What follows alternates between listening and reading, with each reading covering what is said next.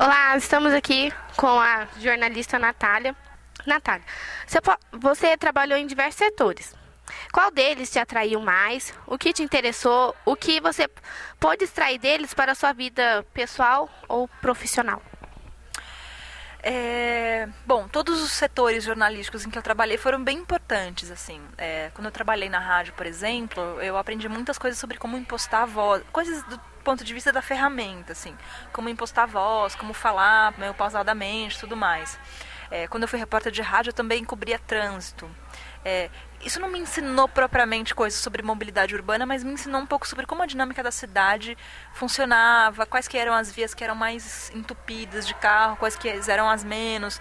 Me fez pensar muito sobre como esse modelo ligado aos carros excessivamente era um modelo que não funcionava, enfim. Depois eu trabalhei no Portal Terra, que me ensinou muito sobre como fazer jornalismo na internet. E na Editora Abril, mesma coisa. Como pensar num site, como pensar em hierarquia da informação. Eu aprendi um monte de coisas que são ferramentas para comunicar bem o que você faz. E claro que eu aprendi também a fazer boas reportagens, a apurar. Eu aprendi a editar vídeo na Editora Abril. Aprendi porque eu tinha que fazer vários vídeos, era parte do meu trabalho. E aí eu sentava junto com o cara que editava na ferramenta, o Final Cut. Sentando do lado dele, eu aprendi a mexer no Final Cut. Hoje sou eu mesma que edito meus vídeos, né? Isso veio dessa experiência de trabalhar junto com ele, do lado dele, fazendo, né? Um cara que manjava muito mais do que eu, tanto de edição de vídeo, de linguagem de edição, quanto da ferramenta. E daí eu fui aprendendo com ele. Então, todos os lugares por onde eu passei foram me dando as ferramentas necessárias e os conhecimentos necessários para eu ter alguma competência para fazer o projeto que eu criei sozinha, que foi o Cidades para Pessoas depois. Como o Gengel te ajudou com o seu trabalho e que forma ele te instruiu no projeto Cidade para Pessoas? Bom, a primeira ajuda que ele me deu foi me inspirar. Mesmo sem querer, ele me inspirou muito. Tudo que eu lia sobre planejamento urbano, comecei a estudar um pouco sobre as escolas de planejamento, como que elas se organizavam e tudo mais. Tudo que eu lia falava ou sobre como melhorar a mobilidade da cidade, como melhorar a gestão de resíduos sólidos da cidade. Ele era um cara que falava como melhorar as cidades para as pessoas. Essa foi a primeira coisa. Pô, é isso aí. Tá todo mundo pensando em mobilidade de veículos. Pô, esse cara tá certo, né? Temos que pensar nas pessoas. As cidades são feitas de pessoas, deviam ser feitas para as pessoas, né? Essa foi a primeira ajuda. Quando eu entrei em contato com ele, falando que eu queria fazer um projeto que se propusesse a seguir o rastro dele pelo mundo, ele me ajudou a fazer a lista das cidades, escolher para quais cidades eu ia. Me deu autorização para usar o nome Cidades para Pessoas em português, porque Cities for People é o nome de um livro dele, e é meio a bandeira que ele levanta, sabe? Então eu me senti na obrigação um pouco de pedir essa autorização para ele. Eu entrevistei ele quando eu cheguei lá em Copenhague, e a entrevista foi super legal. Ele me deu vários contatos interessantes na cidade para conversar, nas cidades para onde eu ia. Me deu um livro de presente muito bom chamado New City Places, que é um livro sobre pensar em projetos de espaços públicos de qualidade. É um livro que fala sobre como pensar num projeto bom de espaço público. Como é que uma praça é boa para as pessoas? Ela tem que ter sombra, ela tem que ter lugares para sentar, tem que ter uma boa paisagem, tem que ser agradável do ponto de vista climático, etc, etc.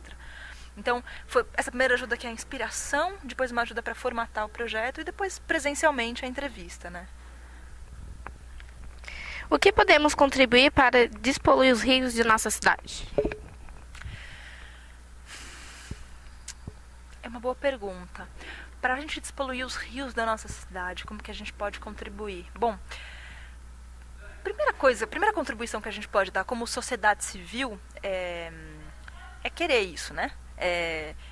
Quando existe uma demanda das pessoas por alguma coisa, essa coisa passa a ser minimamente importante para os políticos. Ela não vai determinar o que os políticos vão fazer, até porque eles estão submetidos a outros poderes, da iniciativa privada, do mercado imobiliário, de outras coisas. Mas, enfim, se é uma coisa que as pessoas querem que aconteça, é uma coisa que pode dar votos para ele.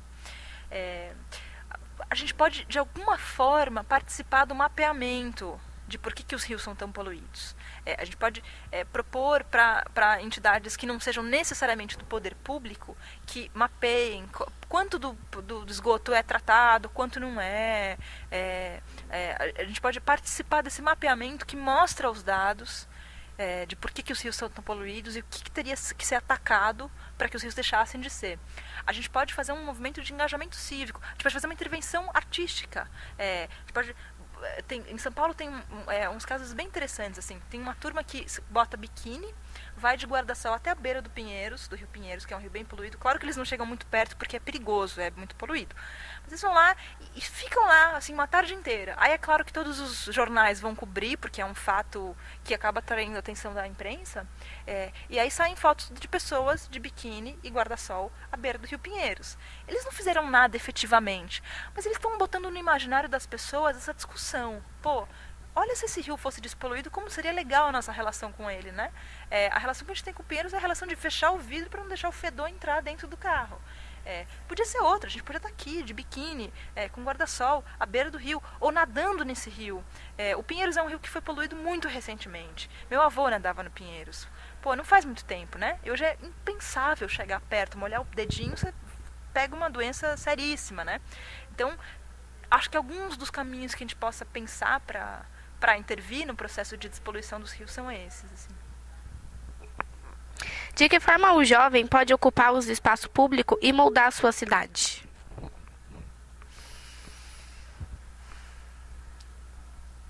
Acho que primeiro, cada jovem tem a sua forma. Eu não gosto muito das coisas assim, o jovem, sabe? O jovem, os não sei o quê. Cada jovem é um jovem, cada pessoa é uma pessoa, né? Acho que, em vez de pensar em caminhos óbvios de ocupação e de mudança da cidade, a dica que eu daria é muito mais, olhe para dentro de você e encontre qual é a sua forma de ocupar a sua cidade. Você é uma pessoa mais tímida, mais aparecida, é uma pessoa que curte pedalar, que gosta de andar de skate, que gosta de fazer intervenção, que gosta de teatro. Quem é você, né? Como é que você, com a sua energia, com os seus talentos, com as coisas das quais você gosta, pode ocupar os espaços públicos? A partir daí, você descobre quem é meio que a sua turma, quem são as pessoas que da mesma forma poderiam interagir dessa forma com a cidade e vai criando o seu jeito. Em São Paulo tem o movimento da bicicletada, que é um movimento de pessoas que toda última sexta-feira do mês saem pedalando pela cidade, fazem uma pedalada enorme para ocuparem a cidade. Tem o movimento Pedal Verde, que são as pessoas que saem de bicicleta com mudas e plantam árvores pela cidade. Tem o movimento Rios e Ruas, que são pessoas que saem a pé pela cidade reconhecendo os rios que estão canalizados debaixo do asfalto. Saem fazendo expedições pela cidade, explorando a cidade. Tem o movimento Bike Anjo, que é um movimento que ensina pessoas a pedalarem voluntariamente.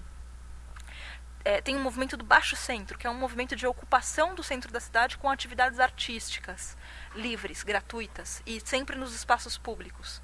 Então, tem várias pessoas descobrindo qual é a delas e entendendo como que elas podem ocupar os espaços públicos, os lugares, enfim. E aí sim descobrindo, né, criando um movimento, criando alguma coisa. Então, acho que a melhor resposta para isso é descobrir qual é a sua, sabe? Você, sendo jornalista, deixa uma mensagem para nós, adolescentes afundados, que estamos começando nessa área? Jornalista não tem preguiça. Jornalista nunca fica satisfeito com a resposta que recebe. Sempre checa todas as informações. Sempre se permite se deslumbrar com alguma novidade ou com alguma coisa que esteja fora do que ele conhece como realidade palpável, sei lá. Sempre é o cara que ouve o que uma pessoa tem a dizer para ele, porque pode ter uma boa história em qualquer lugar. Qualquer lugar pode render uma boa história, qualquer conversa pode render uma boa história. Todo mundo tem uma boa história por trás. O jornalista é o cara que não tem preguiça de começar uma conversa com essa pessoa para entender onde é que essa conversa vai chegar. Que boa história tem ali para esse cara te contar. Eu não acho que exista um caminho certo assim a percorrer, sabe? Primeiro você faz impresso, depois você faz TV. Não acho. Não acho que tenha ou alguma coisa do tipo, tem que ler jornal para ser jornalista. Eu odeio ler jornal, detesto, acho um saco, odeio o jeito como os jornalistas de jornal tratam as informações, acho ultrapassado, acho que é uma linguagem que não é para mim. Eu procuro sempre me informar, mas de outros jeitos, em outros lugares, nos sites que eu acredito, nos movimentos que estão no meu bairro. Lugar de jornalista na rua. Talvez essa seja a melhor resposta para tudo isso que a gente está falando. O lugar de jornalista na rua não é apurando por telefone, não é ligando para checar uma informação, é indo lá. Não é ligando para perguntar como é que funciona um aterro sanitário, é indo no aterro, é pisando no lixo que está enterrado no aterro, sabe? Não é vendo pela TV um incêndio que está tendo numa prisão, é indo até lá e vendo de perto o incêndio, e vendo como a polícia está tratando as pessoas que estão lá dentro. Lugar de jornalista é na rua, é sujando o sapato, tentando entender por outros ângulos o que todo mundo está olhando de um jeito só. É sendo justo, é ouvindo os dois lados. Por mais que um cara seja bandido, político, corrupto, você tem que respeitar ele, você tem que ouvir o que ele tem para te dizer. Você tem que entender o que se passa na cabeça dele, o que se passa na lógica dele que o leva a ser dessa forma, que o leva a ser desse jeito. Mas acho que a maior dica que eu tenho talvez seja essa. O lugar de jornalista é na rua, não é dentro da redação, é na rua. Muito obrigada, Natália. Naisa Cristina, Fundar Plugada no Futuro.